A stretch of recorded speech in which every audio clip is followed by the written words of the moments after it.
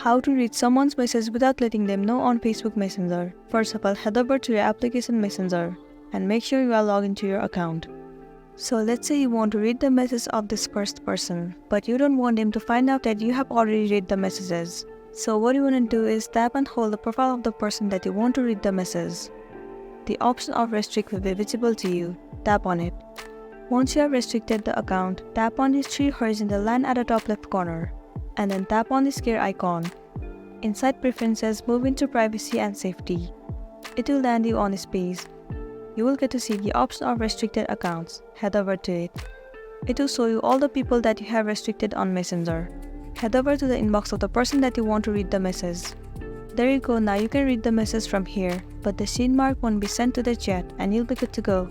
And if you want to reply to this text, all you want to do is tap on unrestrict and send the message to them. So that's it, and this was a tutorial on how to read someone's message without letting them know on Facebook Messenger.